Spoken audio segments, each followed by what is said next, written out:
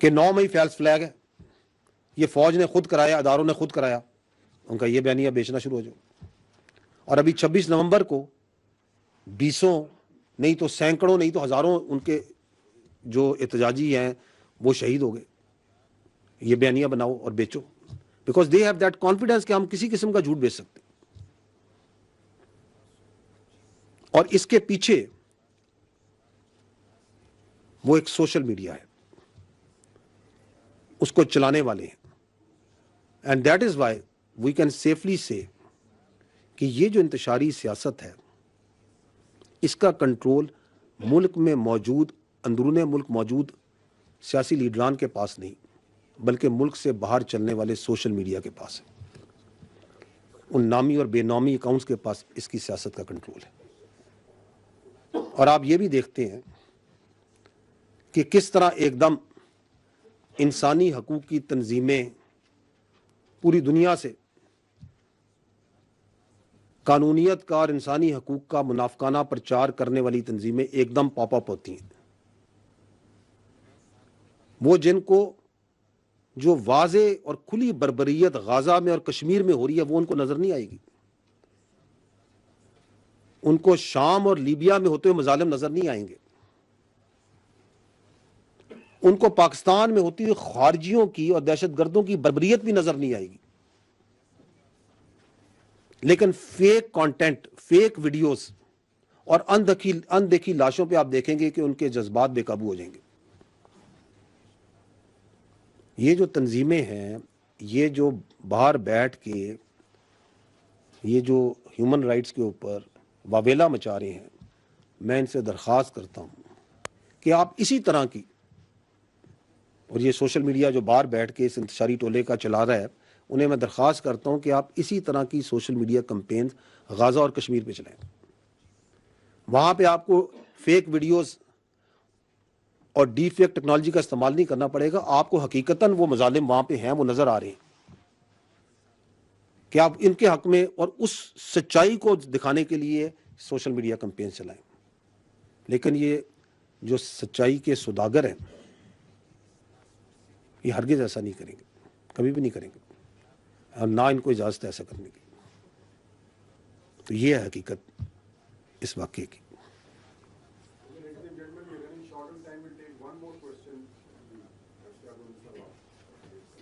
السلام علیکم سر، اشتیاق گوندل، روز نیوز سے. ضلع کرم کی موجودہ صورتحال میں ادویات کی عدم دستیابی اور راستوں کی بندش سمیت جو ہے وہاں پہ بڑی مختلف قسم کی تشویشناک خبریں سامنے آ رہی ہیں.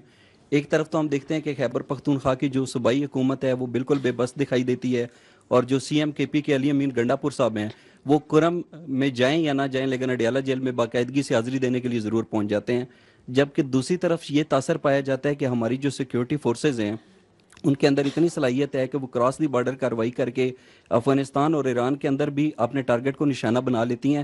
لیکن جو ضلع کرم ہے وہاں پہ جو فرقہ وارانہ فسادات ہیں اور جو دہشت گردی ہے اس کے آگے شاید ہماری پاک فوج اور دیگر لا انفورسمنٹ ایجنسیز بے بس دکھائی دیتی ہیں. تو کیا یہ جو کرم ضلع ہے وہاں پہ جو کچھ ہو رہا ہے اس کی ذمہ داری صرف صوبائی حکومت پر عائد ہوتی ہے یا سیکیورٹی فورسز پر بھی عائد ہوتی ہے؟ اس صورتحال پر آپ کا کیا رد عمل ہے؟ دیکھیں، یہ جو آپ نے پوائنٹ ریز کیا اس کے لیے we need to understand the background یہ ہے، اور آپ سارے جو سے صاحب علم لوگ ہیں I think you all understand کہ یہ ایک بڑا پیچیدہ سماجی پرابلم ہے. اٹس کمپلیکس سوشل ایشو، اور یہ بڑا پرانا ایشو ہے. یہ قبائلی اور زمینی تنازعات کا ایشو ہے، اور یہ ایشوز ہوتے ہیں. ایکچوئل جو اس میں بدقسمتی ہے وہ یہ ہے کہ یہ مس پلیسڈ گورننس پرائرٹیز کا کیس ہے. اس جو تنازع ہے، چاہے وہ قبائلی تنازع ہو، زمینی تنازع ہو، اس کو حل کرنا ہے صوبائی حکومت نے اور لوکل پالیٹیشنز نے. مل بیٹھ کے راستہ نکالنا ہے باہمی رضامندی سے، اتفاق سے، بجائے اس کے کہ اس کا ملبہ جو سا ہے کوئی اداروں پہ ڈالا جائے. اور آپ کو یہ بھی معلوم ہونا چاہیے کہ جب ان واقعات کے دوران یہ مضموم کوشش بھی فیک نیوز اور پروپیگنڈے سے کی گئی کہ اس کو ایک سیکٹیرین رنگ دیا جائے. تمام پارٹی سے کوشش کی گئی تاکہ اصل مسئلے کو حل نہ کیا جائے اور اس کو کوئی اور رنگ دے کے اس ایجنڈے کو وائڈن کیا جائے اور بڑھایا جائے.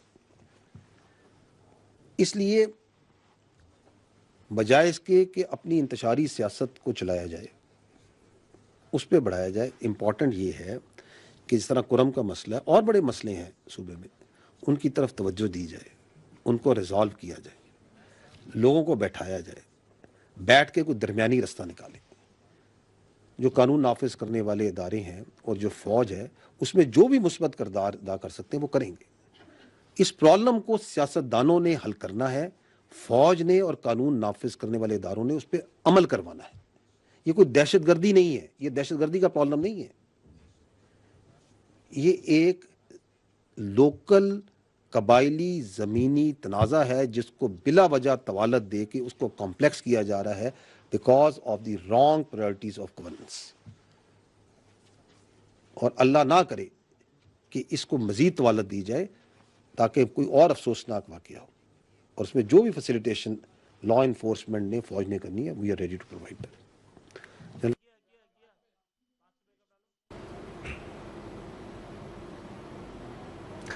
D G I S P I lieutenant general Ahmed Sharif Chaudhry کا کہنا ہے کہ افواج پاکستان نے دہشت گردی کے خلاف ایک طویل جنگ لڑی ہے اور یہ جنگ اب بھی جاری ہے۔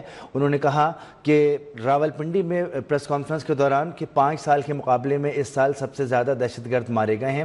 افواج پاکستان مختلف مقامات پر دہشت گردوں سے نبرد آزما ہے۔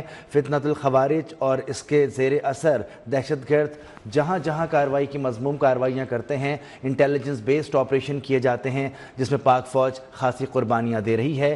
شہداء کی تعداد کا بھی انہوں نے ذکر کیا۔ انہوں نے بتایا کہ 2024 میں دہشت گردوں کے بڑے ناموں سمیت 925 دہشت گردوں کو واصل جہنم بھی کیا گیا ہے۔ 73 انتہائی مطلوب دہشت گردوں کو مارا گیا ہے۔ انہوں نے کہا کہ دہشت گردوں کے خلاف آخری دہشت گرد تک جب تک ہے اس وقت تک یہ کارروائیاں جاری رہیں گی۔ انہوں نے کہا کہ 2 خودکش بمباروں کو حراست میں لیا گیا جبکہ 14 مطلوب دہشت گردوں نے ہتھیار ڈالے ہیں۔ 383 افسران اور جوانوں نے جام شہادت نوش کیا ہے۔ D G I S P R نے یہ بھی کہا کہ پاکستان نے افغانستان میں قیام امن کے لیے کوششیں کی ہیں۔ پاکستان کی تمام تر کوششوں کے باوجود افغان سرزمین دہشت گردوں کے ذریعے پاکستان میں دہشت گردی کے لیے استعمال ہو رہی ہے۔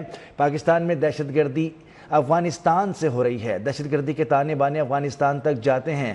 دہشت گردوں کے نیٹ ورکس کو ختم کرنے میں کوئی کسر اٹھا نہیں رکھی ہے۔ اگر ضرورت پڑی تو پاک فوج اس کے لیے دور تک بھی کارروائیاں کر سکتی ہے۔ انہوں نے بھی کہا کہ پاک فوج بھارت کے کسی بھی جارحیت کا منہ توڑ جواب دینے کے لیے ہمہ وقت تیار ہے۔ خاص طور پر انہوں نے کہا کہ بھارت نے مقبوضہ کشمیر میں ظلم و جبر کا بازار گرم کر رکھا ہے۔ مقبوضہ کشمیر میں بھارت کا ظلم و ستم دنیا کے سامنے ہے۔ بھارت مقبوضہ کشمیر میں عالمی قوانین کی کھلم کھلا خلاف ورزیاں کر رہا ہے۔ مقبوضہ کشمیر کے مظلوم عوام کے ساتھ ہیں اور ان کے حق خود ارادیت کے لیے ہمیشہ آواز اٹھاتے رہیں گے۔ انہوں نے یہ بھی کہا کہ بھارت دیگر ممالک میں سکھوں کے قتل عام میں ملوث ہے۔ بھارت کا یہ مکروہ چہرہ جو کہ دہشت گردانہ چہرہ ہے اب دنیا کے سامنے آ چکا ہے۔ پہلے پاکستان یہ آواز اٹھاتا تھا کہ بھارت دہشت گردی کرتا ہے اور اس طرح کی کارروائیاں کرتا ہے، لیکن جب پاکستان کے علاوہ سکھوں کے خلاف بھی اس طرح کی کارروائیاں ہوئی ہیں یورپ میں، امریکہ میں اور کینیڈا میں، تو بھارت کا مکروہ چہرہ بھی نقاب ہوا ہے۔ انہوں نے کہا کہ دہشت گردی کے ناسور کے خلاف پوری قوم نے اداروں کے ساتھ مل کر لڑنا ہے۔ آرمی چیف کا یہ حالیہ بیان بہت اہم بیان ہے۔ انہوں نے کہا کہ کیونکہ دہشت گردی کا یہ ناسور عالمی قوتوں کے زیر اثر ہے اور وہ عالمی قوتیں جو پاکستان کو نہیں چاہتی کہ پاکستان اس طرح سے ترقی کرے، تو اب اس ساری صورتحال میں قوم کو اور فوج کو ایک ساتھ ہونا ہوگا۔ انہوں نے اس عزم کو دہرایا کہ پاکستان میں دہشت گردی، بھتہ خوری اور اسمگلنگ کا کاروبار جب تک ختم نہیں ہو جاتا اس طرح کی کارروائیاں جاری رہیں گی۔ انہوں نے کہا کہ دہشت گردی اس وقت ختم ہوگی جب انصاف، تعلیم، صحت اور گڈ گورننس ہوگی۔